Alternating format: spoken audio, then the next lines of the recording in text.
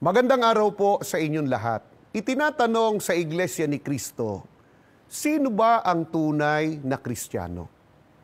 Ang Biblia po ay mayroong maliwanag na pagtuturo kung sino ang tunay na Kristiyano. Ganito ang mababasa sa unang Juan 2:4. Sa The Living Bible, sa saling Filipino po, ganito ang nakasulat. Maaaring sabihin ng isang tao, ako ay isang Kristiyano. Ako ay nasa daan patungo sa langit. Ako ay na kay Kristo. Ngunit kung hindi naman niya ginagawa ang iniuutos sa kanya ni Kristo na gawin niya, siya'y isang sinungaling. Ang tunay na Kristiyano ayon sa Biblia ay ginagawa po ang ipinag-uutos o ipinagagawa ng ating Panginoong Sokristo. Kung hindi ginagawa ang ipinag-uutos ng ating Panginoong Sokristo, ang gayon ayon sa ating binasa ay sinungaling. Sa makatwid, hindi po totoong Kristiyano kahit pa magpakilala siya na kay Kristo siya o Kristiyano. Kaya sa bahaging ito ay tinatawagan po natin ng pansin ang mga taong nagpapakilalang sila raw ay Kristiyano.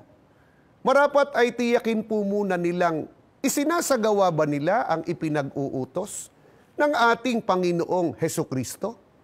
Halimbawa po ay itong mababasa sa Juan, sa 10:14, 7 at 9, sa Revised English Bible, sa saling Filipino, ganito ang pagtuturo. Ako ang mabuting pastor. Nakikilala ko ang sariling akin, at ang sariling akin ay nakikilala ako. Kaya muling nagsalita si Jesus.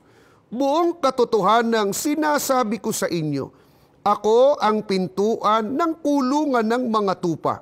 Ako ang pintuan. Ang sinumang taong pumasok sa loob ng kawan sa pamamagitan ko ay maliligtas. Ipinag-uutos po ng ating Panginoong Hesukristo sa tao na pumasok sa loob ng kawan. Kapag pumasok, ano ang tiniyak? Maliligtas. Kaya ang mga taong sinunod po o isinagawa ang utos na ito ng ating Panginoong Hesukristo, sila po ang tunay na Kristiyano. Ginawa nila ang ipinag-uutos ng ating Panginoong Hesukristo. Pumasok at nasa loob na sila ng kawan. Ang kawan ay ang Iglesia ni Cristo. Gaya ng itinuturo dito sa Gawa 20:28.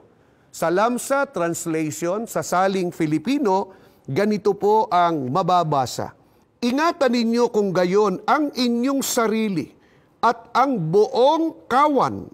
Narito'y hinirang kayo ng Espiritu Santo na mga katiwala upang pakanin ang Iglesia ni Kristo na binili niya ng kaniyang dugo. Kung gayon, alinsunod po sa pagtuturo ng Biblia. Ang tunay na Kristiyano ay ang mga taong pumasok at nasa loob na po ng Iglesia ni Kristo. Salamat po ng marami sa inyong pagsubaybay. Magkikita-kita tayong muli dito lamang po sa programang Tanong at Sagot.